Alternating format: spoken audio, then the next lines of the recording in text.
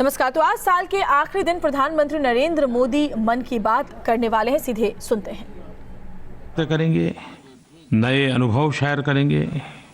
आप सबको 2018 की अनेक अनेक शुभकामनाएं।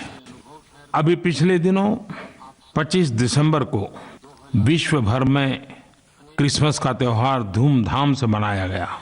भारत में भी लोगों ने काफी उत्साह से इस त्योहार को मनाया।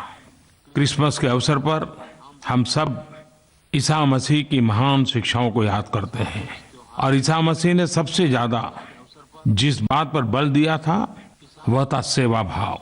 सेवा की भावना का सार हम बाइबल में भी देखते हैं। The son of man has come not to be served but to serve and to give his life as blessing to all human kind. ये दिखाता है कि सेवा का महात्म्य क्या है। विश्व की कोई भी जाति होगी, धर्म होगा, परंपरा होगी, रंग होंगे, लेकिन सेवा भाव ये मानवीय मूल्यों का एक अनमोल पहचान के रूप में है। हमारे देश में निष्काम कर्म की बात होती है, यानी ऐसी सेवा जिसमें कोई अपेक्षा न हो। हमारे यहाँ तो कहा गया है सेवा परमो धर्मः, जीव सेवा ही शिव सेवा। और गुरुदेव रामकृष्ण परमहंस तो कहते थे शिव भाव से जीव सेवा करें। यानी पूरे विश्व में ये सारे समान मानवीय मूल्य हैं।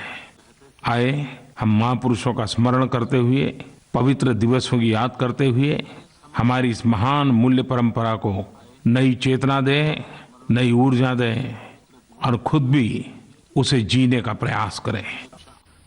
1 जनवरी 2018 यानी कल, मेरी दृष्टि से कल का दिन एक स्पेशल दिवस है। आपको भी आश्चर्य होता होगा, नया वर्ष आता रहता है, 1 जनवरी भी हर वर्ष आती है, लेकिन जब स्पेशल की बात करता हूं तो सचमुच में मैं कहता हूं कि स्पेशल है। जो लोग वर्ष 2000 या उसके बाद जन्मे हैं, यानी 21वीं सदी में जिन्होंने जन्म लिया है, वे 1 जनवरी 2018 से एलिजिबल वोटर्स बनना शुरू हो जाएंगे। भारतीय लोकतंत्र 21वीं सदी के वोटर्स का, न्यू इंडिया वोटर्स का स्वागत करता है। मैं हमारे इन युवाओं को बधाई देता हूं और सभी से आग्रह करता हूं कि आप स्वयं को वोटर के रूप में रजिस्टर करें। पूरा हिंदुस्तान आपको 21वीं सदी के वोटर के रूप में स्वागत करने के लिए लालायित है। 21वीं सदी के वोटर के नाते आप भी गौरव अनुभव करते होंगे। आपका वोट न्यू इंडिया का आधार बनेगा। वोट की शक्ति लोकतंत्र में सबसे बड़ी शक्ति है। लाखों लोगों के जीवन में सकारात्मक परिवर्तन लाने के लिए वोट सबसे प्रभावी साधन है। आप केवल मत देने के अधिकारी नहीं बन रहे हैं, आप 21वीं सदी के भारत कैसा हो, 21वीं सदी के भारत के आपके सपने क्या हो, आप भी तो भारत के 21वीं सदी के निर्माता बन सकते हैं। और इसकी शुरुआत 1 जनवरी से विशेष रूप से हो रही है। और आज अपनी इस मन की बात में मैं 18 से 25 वर्ष के ऊर्जा और संकल्प से भरे हमारे यशस्वी युवाओं से बात करना चाहता हूं। मैं इन्हें न्यू इंडिया यूथ मानता हूं। न्यू इंडिया यूथ का मतलब होता है उमंग, उत्साह और ऊर्जा।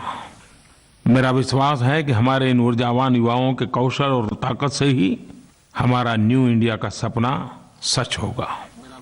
जब हम नए भारत की बात करते हैं तो नया भारत जो जातिवाद, संप्रदायवाद, आतंकवाद, भ्रष्टाचार के जहर से मुक्त हो, गंदगी और गरीबी से मुक्त हो। न्यू इंडिया जहां सभी के लिए समान अवसर हो, जहां सभी की आशा आकांक्षाएं पूरी हो। नया भारत जहां शांति, एकता और सद्भावना ही हमारा गाइडिंग फोर्स हो। मेरा यह न्यू इंडिया यूथ आगे आए और मंथन करे कि कैसे बनेगा न्यू इंडिया। वो अपने लिए भी एक मार्ग तय करे, जिनसे वो जुड़ा हुआ है उनको भी जोड़े और कारवां बढ़ता चले। आप भी आगे बढ़े, देश भी आगे बढ़े। अभी जब मैं आपसे बात कर रहा हूं तो मुझे एक विचार आया कि क्या हम भारत के हर जिले में एक मॉक पार्लियामेंट आयोजित कर सकते हैं, जहां ये 18 से 25 वर्ष के युवा मिल बैठ करके न्यू इंडिया पर मंथन करें, रास्ते खोजें, योजनाएं बनाएं, कैसे हम हमारे संकल्पों को 2022 से पहले सिद्ध करेंगे, कैसे हम एक ऐसे भारत का निर्माण कर सकते हैं जिसका सपना हमारे स्वतंत्रता सेनानियों ने देखा था। महात्मा गांधी ने आजादी के आंदोलन को जन आंदोलन बना दिया था।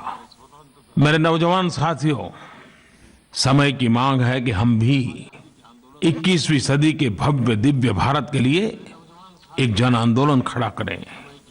विकास का जन आंदोलन, प्रगति का जन आंदोलन, सामर्थ्यवान शक्तिशाली भारत का जन आंदोलन।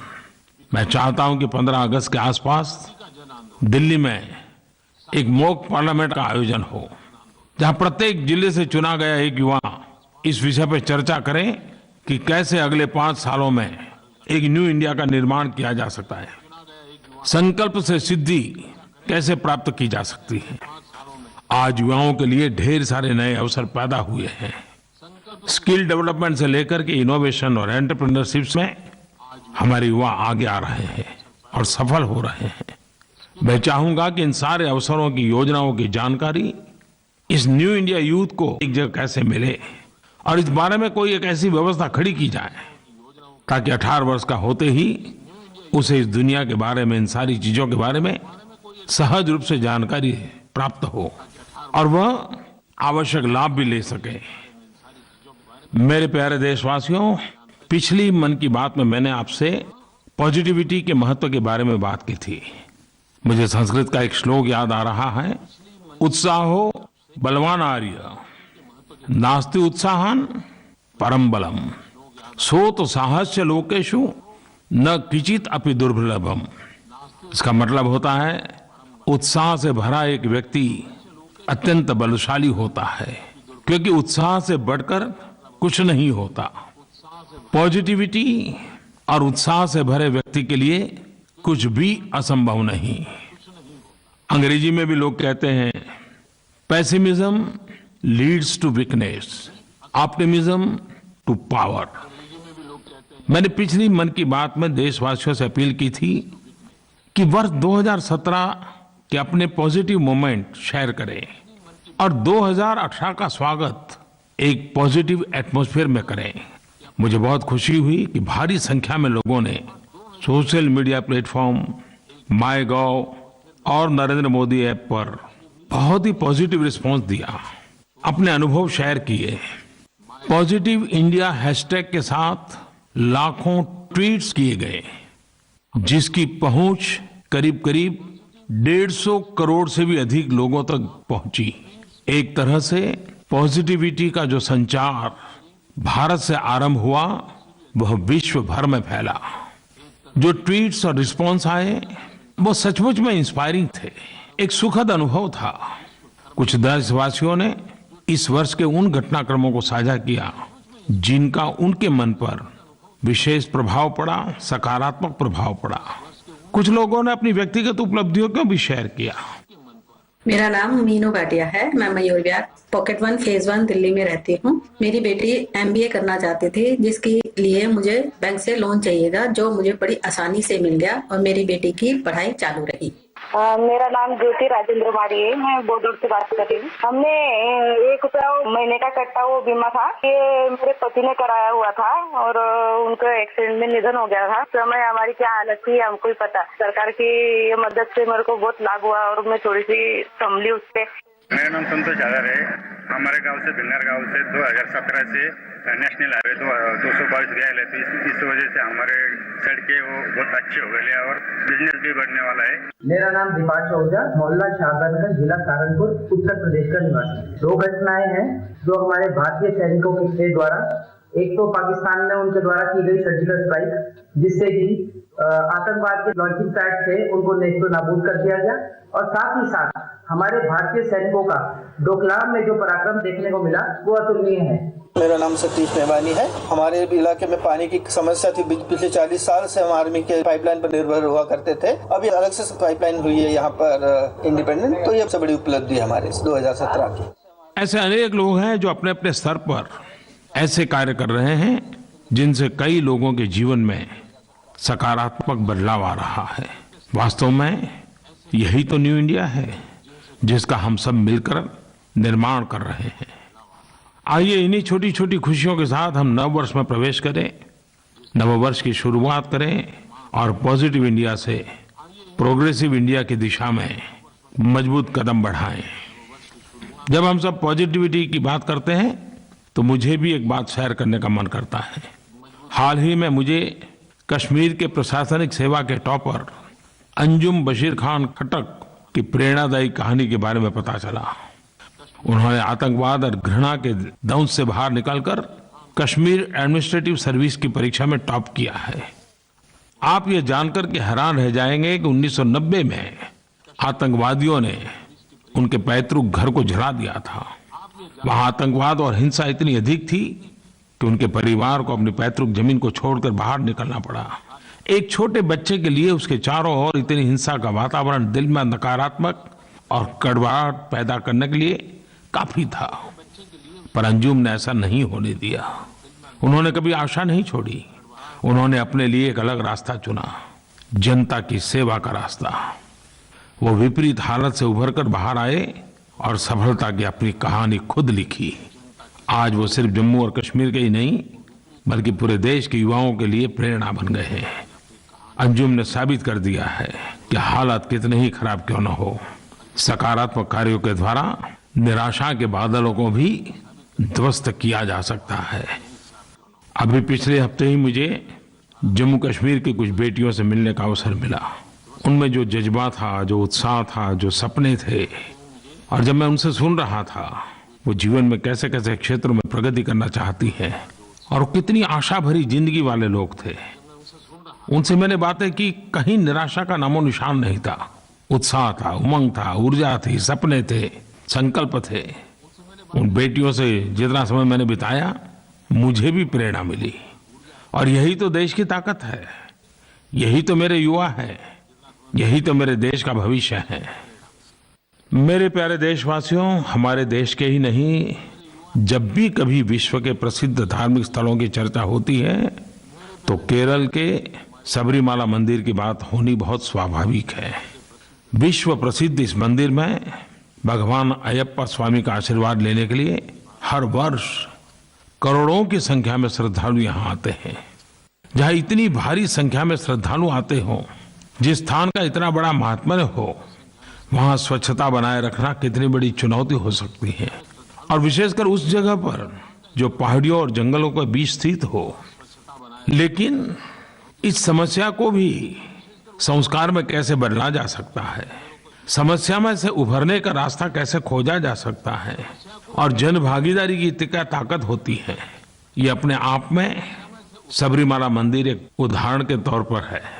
पी विजयन नाम के एक पुलिस अफसर ने पुण्यम पुंकावनम एक प्रोग्राम शुरू किया और उस प्रोग्राम के तहत स्वच्छता के लिए जागरूकता का एक स्वैच्छिक अभियान शुरू किया और एक ऐसी परंपरा बना दी कि जो भी यात्री आते हैं उनकी यात्रा तब तक पूरी नहीं होती जब तक कि वो स्वच्छता के कार्यक्रम में कोई न कोई शारीरिक श्रम न करते हो। इस अभियान में न कोई बड़ा होता है न कोई छोटा होता है। हर यात्री भगवान की पूजा का ही भाग समझ करके कुछ न कुछ समय स्वच्छता के लिए करता है, काम करता है, गंदगी हटाने के लिए काम करता है। हर सुबह यहाँ सफाई का दृश्य बड़ा अद्भुत होता है और सारे तीर्थयात्री इसमें जुड़ जाते हैं। कितनी ही बड़ी सेलिब्रिटी क्यों ना हो, कितना ही बड़ा धनी व्यक्ति क्यों ना हो, कितना ही बड़ा अफसर क्यों ना हो, हर कोई एक सामान्य यात्री के तौर पर इस पुण्यम पुंकावनम कार्यक्रम का हिस्सा बन जाते हैं। सफाई को करके ही आगे बढ़ते हैं। हम देशवासियों के लिए ऐसे कई उदाहरण हैं।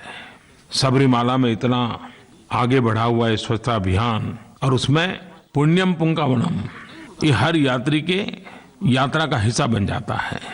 वहाँ कठोर व्रत के साथ स्वच्छता का कठोर संकल्प भी साथ साथ चलता है। मेरे प्यारे देशवासियों, 2 अक्टूबर 2014 पूज्य बापू की जन्म जयंती पर हम सब ने एक संकल्प किया है कि पूज्य बापू का जो अधूरा काम है, यानी कि स्वच्छ भारत, गंदगी से मुक्त भारत, पूज्य बापू जीवन भर इस काम के लिए जूझते रहे, कोशिश भी करते रहे। और हम सब ने तय किया कि जब पूज्य बापू की 150वीं जयंती हो तो उन्हें हम उनके सपनों का भारत, स्वच्छ भारत देने की दिशा में कुछ न कुछ करें। स्वच्छता की दिशा में देश भर में व्यापक स्तर पर प्रयास हो रहा है। ग्रामीण एवं शहरी क्षेत्रों में व्यापक जन भागीदारी से भी परिवर्तन नजर आने लगा है।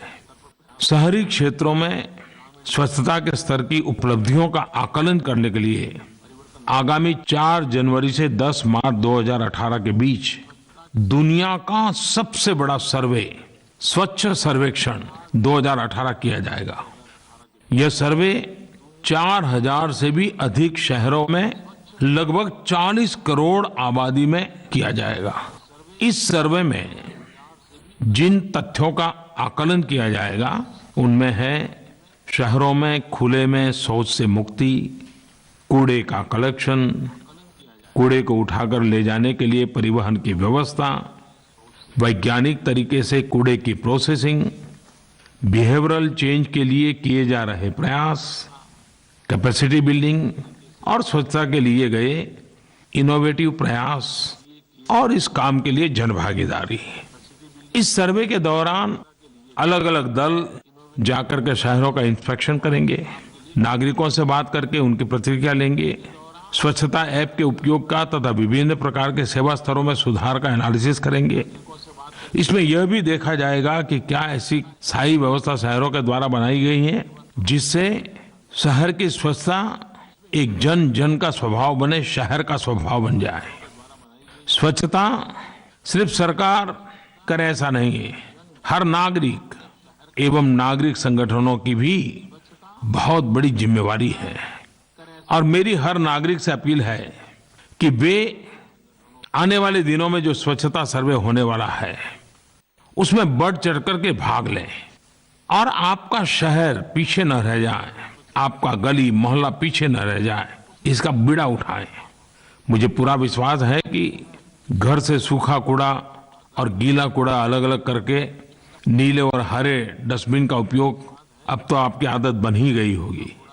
कूड़े के लिए रिड्यूस, रीयूज और रिसाइकल का सिद्धांत बहुत कारगर होता है। जब शहरों की रैंकिंग इस सर्वे के आधार पर की जाएगी, अगर आपका शहर 1 लाख से अधिक आबादी का है तो पूरे देश की रैंकिंग में, और 1 लाख से कम आबादी का है तो क्षेत्रीय रैंकिंग में ऊंचे से ऊंचा स्थान प्राप्त करें। ये आपका सपना होना चाहिए, आपका प्रयास होना चाहिए। 4 जनवरी से 10 मार्च 2018 इस बीच होने वाले स्वच्छता सर्वेक्षण में, स्वच्छता की इस हेल्दी कंपटीशन में आप कहीं पिछड़ न जाएं, ये हर नगर में एक सार्वजनिक चर्चा का विषय बनना चाहिए और आप सबका सपना होना चाहिए, हमारा शहर, हमारा प्रयास, हमारी प्रगति, देश की प्रगति। आइए इस संकल्प के साथ हम सब फिर से एक बार पूज्य बापू का स्मरण करते हुए, स्वच्छ भारत का संकल्प लेते हुए पुरुषार्थ की पराकाष्ठा करें।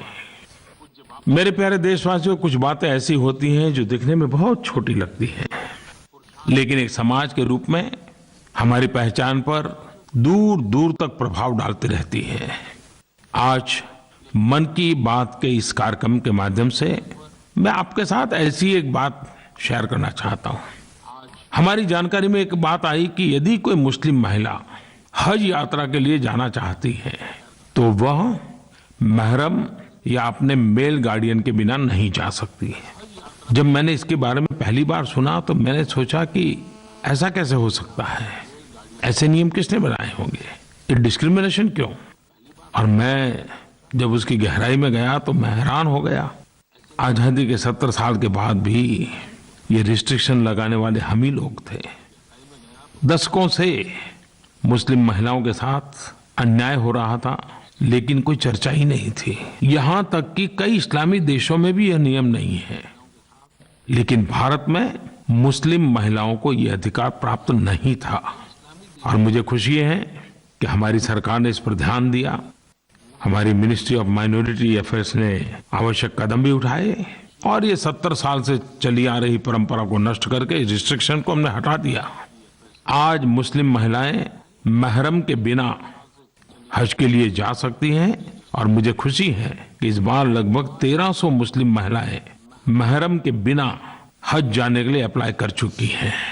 और देश के अलग अलग भागों से, केरल से लेकर के उत्तर तक महिलाओं ने बढ़ चढ़ करके हज यात्रा करने की इच्छा जाहिर की है। अल्पसंख्यक मामलों के मंत्रालय को मैंने सुझाव दिया है कि वे यह सुनिश्चित करें कि ऐसी सभी महिलाओं को हज जाने की अनुमति मिले जो अकेले अप्लाई कर रही है। आमतौर पर हज यात्रियों के लिए लॉटरी सिस्टम है, लेकिन मैं चाहूंगा कि अकेली महिलाओं को इस लॉटरी सिस्टम से बाहर रखा जाए और उनको स्पेशल कैटेगरी में अवसर दिया जाए। मैं पूरे विश्वास से कहता हूं और ये मेरी दृढ़ मान्यता है कि भारत की विकास यात्रा हमारी नारी शक्ति के बल पर, उनकी प्रतिभा के भरोसे आगे बढ़ी है और आगे बढ़ती रहेगी। हमारा निरंतर प्रयास होना चाहिए कि हमारी महिलाओं को भी पुरुषों के बराबर समान अधिकार मिले, समान अवसर मिले, ताकि वे भी प्रगति के मार्ग पर एक साथ आगे बढ़ सके। मेरे प्यारे देशवासियों, 26 जनवरी हमारे लिए एक ऐतिहासिक पर्व है, लेकिन इस वर्ष 26 जनवरी 2018 का दिन विशेष रूप से याद रखा जाएगा। इस वर्ष गणतंत्र दिवस समारोह के लिए सभी 10 आसियान नेता मुख्य अतिथि के रूप में भारत आएंगे। गणतंत्र दिवस पर इस बार एक नहीं बल्कि 10 मुख्य अतिथि होंगे। ऐसा भारत के इतिहास में पहले कभी नहीं हुआ है। 2017 आसियान के देश और भारत दोनों के लिए खास रहा है। आसियान ने 2017 में अपने 50 वर्ष पूरे किए और 2017 में ही आसियान के साथ भारत की साझेदारी के 25 वर्ष भी पूरे हुए। 26 जनवरी को विश्व के 10 देशों के इन महान नेताओं का एक साथ शरीक होना हम सभी भारतीयों के लिए गर्व की बात है। प्यारे देशवासियों, ये त्योहारों का सीजन है। वैसे तो हमारा देश एक प्रकार से त्योहारों का देश है। शायद ही कोई दिवस ऐसा होगा जिसके नाम को त्योहार न लिखा गया हो। अभी हम सभी ने क्रिसमस मनाया है और आगे नया वर्ष आने वाला है। आने वाला नव वर्ष आप सभी के लिए ढेरों खुशियां, सुख और समृद्धि लेकर के आए। हम सब नए जोश, नए उत्साह, नए उमंग और नए संकल्प के साथ आगे बढ़े, देश को भी आगे बढ़ाएं। जनवरी का महीना सूर्य के उत्तरायण होने का काल है और इसी महीने में मकर संक्रांति मनाई जाती है। यह प्रकृति से जुड़ा पर्व है। वैसे तो हमारा हर पर्व किसी न किसी रूप में प्रकृति से जुड़ा हुआ है, लेकिन विविधताओं से भरी हमारी संस्कृति में प्रकृति की इस अद्भुत घटना को अलग अलग रूप में मनाने की प्रथा भी है। पंजाब और उत्तर भारत में लोहड़ी का आनंद होता है, तो यूपी बिहार में खिचड़ी और तिला संक्रांति की प्रतीक्षा रहती है। राजस्थान में संक्रांत कहे, असम में माघ बिहू या तमिलनाडु में पोंगल। ये सभी त्योहार अपने आप में विशेष हैं और इनका अपना अपना महत्व है। ये सभी त्योहार प्रायः 13 से 17 जनवरी के बीच में मनाए जाते हैं। इन सभी त्योहारों के नाम अलग अलग, लेकिन इनका मूल्य तत्व एक ही है, प्रकृति और कृषि से जुड़ाव। सभी देशवासियों को इन त्योहारों की बहुत बहुत शुभकामनाएं हैं। एक बार फिर से आप सभी को नववर्ष 2018 की ढेरों शुभकामनाएं। बहुत बहुत धन्यवाद प्यारे देशवासियों। अब 2018 में फिर से बात करेंगे। धन्यवाद।